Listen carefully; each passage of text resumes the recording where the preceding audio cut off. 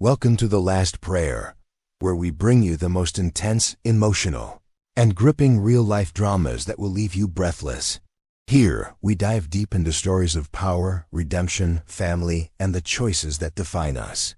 Every narrative is crafted to pull you into a world where silence speaks louder than words, where decisions carry weight, and where humanity reveals itself in its rawest form. If you're ready to experience stories that will make you think, feel, and question everything you thought you knew about loyalty, justice, and survival, then hit that subscribe button right now. Don't miss a single episode.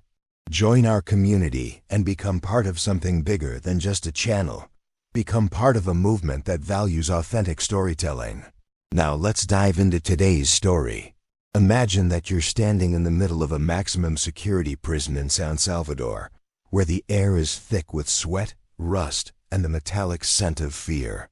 It's 10:47 in the morning, and the oppressive heat presses down on everyone inside Izalco prison like a physical weight. The walls, stained with decades of violence and desperation, seem to absorb every sound, every breath, every heartbeat. Then, without warning, the heavy steel gates begin to groan open slowly, deliberately, as if announcing the arrival of something terrible and inevitable. And through those gates walks a man in a flawless black suit, no handcuffs, no guards flanking him, no weapons visible. Just him. His shoes click against the concrete floor with measured, unhurried steps, each one echoing through the corridors like a countdown. The prisoners, hardened men who've seen and done unspeakable things, fall silent one by one. The usual cacophony of shouting, clanging metal, and crude laughter dies away until the only sounds are the creak of rusted ceiling fans and the distant drip of water from broken pipes. Even the guards, stationed at their posts with rifles and batons, watch from a distance, their hands tense on their weapons, unsure whether to intervene or simply let whatever is about to happen unfold. The man stops in front of a specific cell, his dark eyes fixed on the figure inside, a prisoner who made the gravest mistake of his life. He touched this man's daughter. The silence becomes suffocating, unbearable, as if the very air is holding its breath. No threats are spoken, no guns are drawn, no violence erupts, just presence, just power. And in that moment, everyone in that prison understands one undeniable truth. Real authority doesn't wear a uniform. The man's name is Armando Reyes, though very few people know that name. Most know him only as El Pacto, the Pact, because when he gives his word, it becomes law, and when he marks someone, their fate is sealed. For 23 years, he's controlled drug routes, weapons trafficking, and entire communities across Mexico and Central America. Politicians, judges, even police chiefs have bent to his will, not through fear alone, but through respect, calculation, and the understanding that crossing him means erasing your bloodline from existence. Armando built his empire not with reckless violence, but with strategic precision. He knew when to strike, when to negotiate, and when to remain invisible. He became a ghost in the criminal underworld, a name whispered in back rooms and dark alleys, a legend that few ever saw but everyone feared. But legends are still men, and men have weaknesses. For Armando, that weakness was his daughter Isabella. She was the only light in his dark world, the only reason he still believed redemption might be possible. He kept her away from his business, sent her to private schools in the United States, shielded her from the blood and chaos that defined his existence. She was supposed to be untouchable, protected by layers of security, by his reputation, by the fear that his name inspired. Yet somehow, in a moment of carelessness or perhaps fate's cruel sense of irony, she fell into the hands of a man named Victor Mendoza, a mid-level enforcer for a Salvadoran gang that had recently expanded into Mexican territory. Victor didn't know who Isabella's father was when he approached her at a nightclub in Tijuana. He saw a beautiful young woman, vulnerable and alone, and he made his move. What started as harassment escalated quickly. He followed her to her car, cornered her in the parking garage, put his hands on her, whispered threats into her ear. She managed to escape, traumatized but alive, and when Armando learned what had happened, Something inside him shattered and then hardened into something colder, sharper, more dangerous than anything he'd ever been before. Within 48 hours, Armando's network identified Victor Mendoza. They tracked him back to San Salvador, discovered he'd been arrested on unrelated weapons charges and was now serving time in Izalco prison. Most men in Armando's position would have sent assassins, arranged for Victor to be killed in a prison riot or stabbed in the showers, quick and clean. But Armando wanted something different. He wanted Victor to feel what his daughter felt, that helplessness, that terror, that knowledge that someone far more powerful than you has decided your fate. So Armando made arrangements. He called in favors from government officials who owed him their careers, from cartel allies who controlled prison operations, from prison guards who supplemented their meager salaries with his money. And on this sweltering morning in July, Armando Reyes walked into Izalco prison as if he owned it, because, in every way that mattered, he did. The prisoners lining the corridor watched him pass, their eyes wide, their mouths shut. These were men who'd killed, raped, extorted, men who considered themselves predators in a world of prey. But standing before Armando, they felt like children caught misbehaving, like insects under a magnifying glass. His presence was suffocating, not because he threatened them, but because he didn't need to. His reputation preceded him, and in the world they inhabited, reputation was everything. One inmate, a scarred gang member with teardrop tattoos crawling down his face, started to speak, perhaps to challenge Armando, perhaps to beg for mercy, perhaps simply to break the unbearable tension. But the man beside him grabbed his arm, shook his head sharply, and the words died in his throat. Everyone knew, when El Pacto walks through your world, you do not speak, you do not move, you barely breathe. Armando reached Victor's cell and stopped. Victor was lying on his bunk, staring at the ceiling, unaware at first. Then he sensed the silence, the shift in the air, and he sat up slowly. His eyes met Armando's through the bars, and recognition, terrible, immediate recognition, flooded his face. His skin went pale, his hands began to tremble, and he pushed himself against the back wall as if he could somehow disappear into it. Armando didn't speak. He simply stood there, his hands clasped in front of him, his expression neutral, almost serene. But his eyes were black pits of controlled fury, promising suffering, promising an end that wouldn't come quickly or easily. "You," Victor finally managed to whisper, his voice cracking. You're him."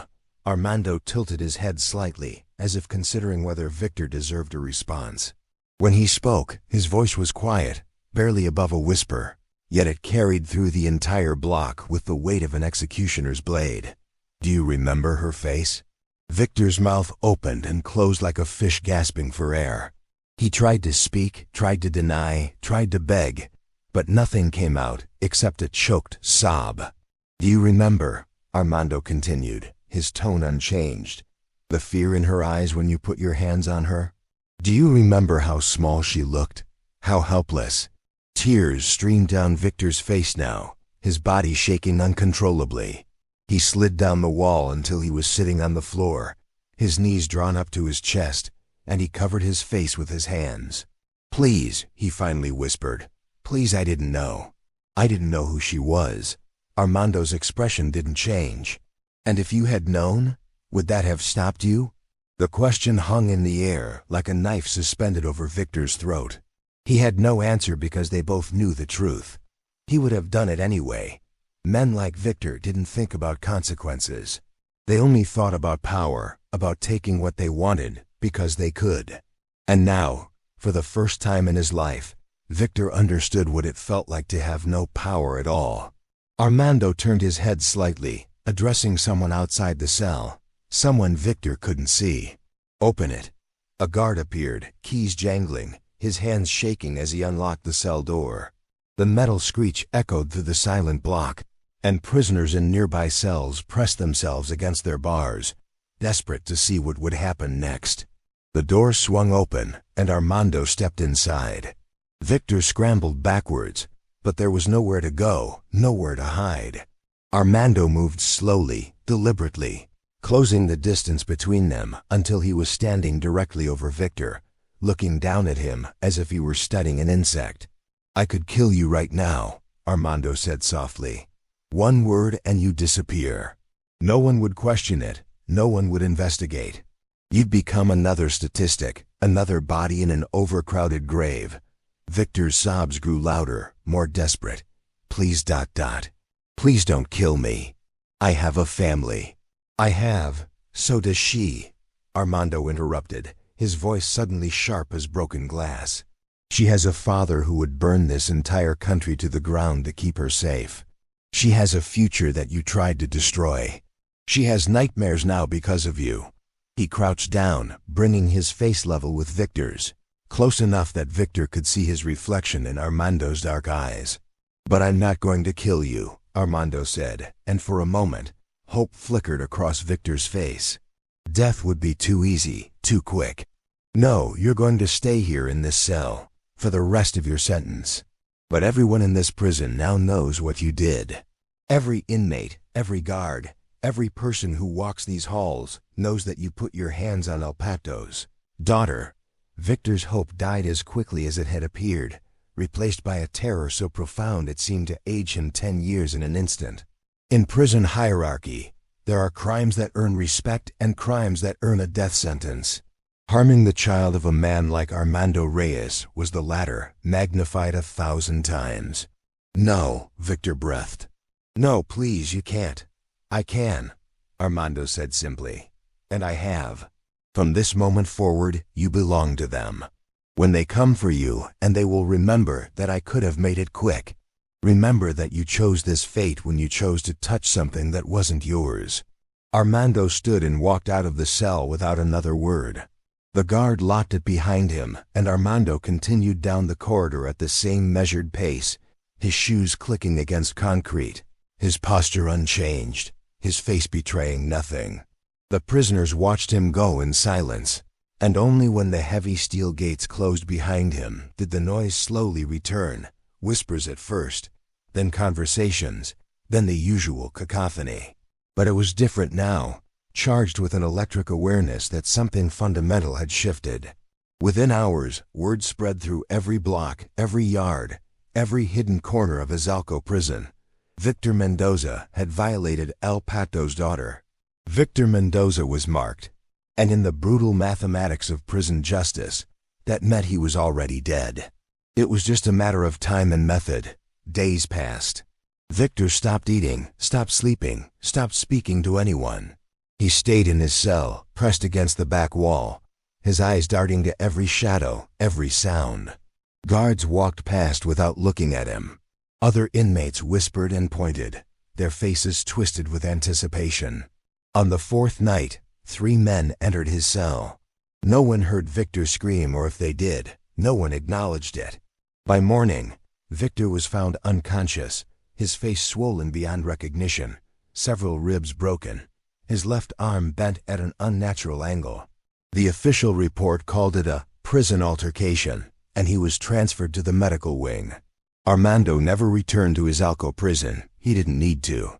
The message had been delivered, received, and executed with the precision of a military operation.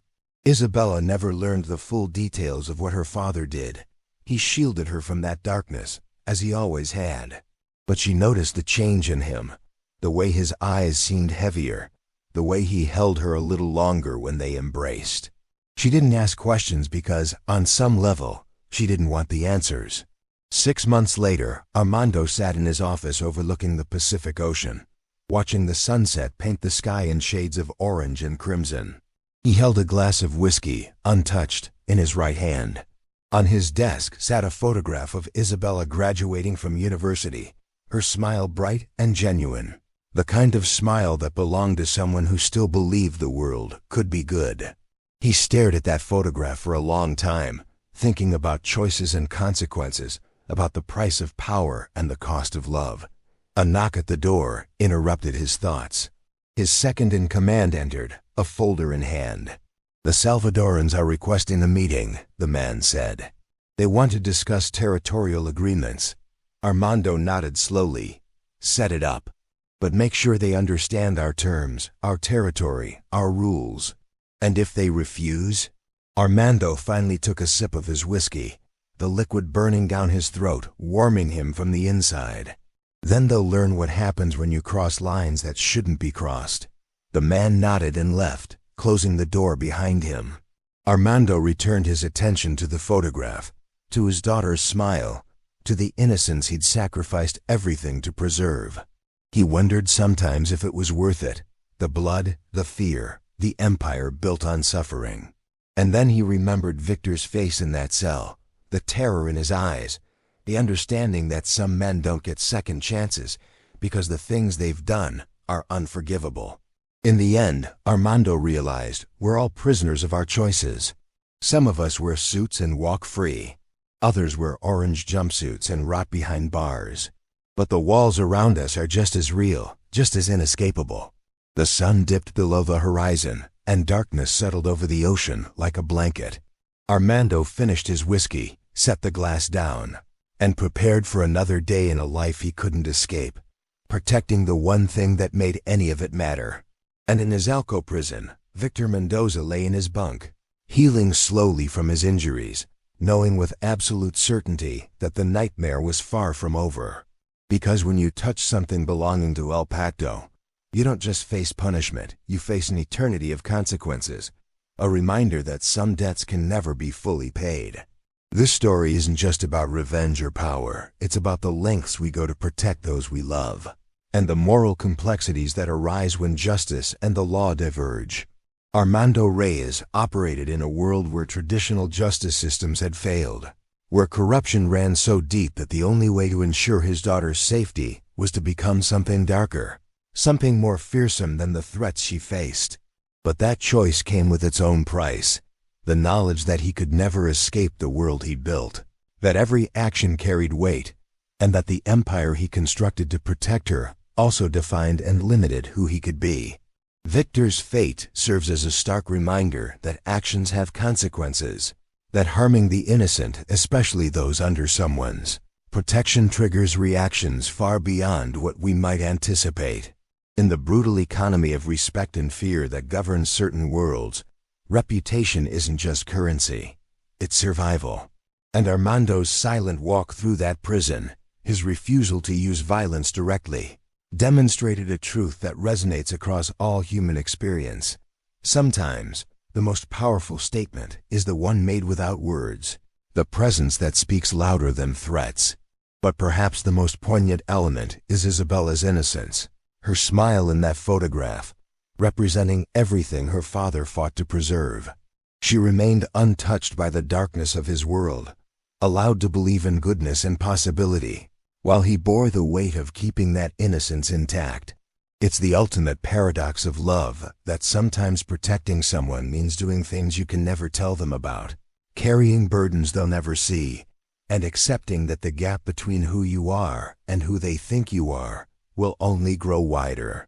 We're all, in our own ways, prisoners of the choices we make. Some of those choices protect, some destroy, and some do both simultaneously.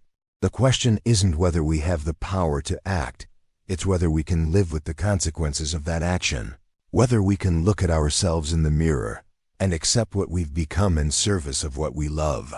Thank you for watching this episode of The Last Prayer. If this story moved you, challenged you, or made you think differently about justice, power, and protection, then please subscribe to our channel right now. Hit that notification bell so you never miss another powerful story. Share this video with someone who appreciates deep, authentic narratives that explore the complexity of human nature. Leave a comment below telling us what you think. Did Armando do the right thing? Is there such a thing as justified revenge? We want to hear your perspective. Join the Last Prayer community today, and let's continue exploring the stories that define us, challenge us, and remind us of our shared humanity. Subscribe now, and we'll see you in the next episode.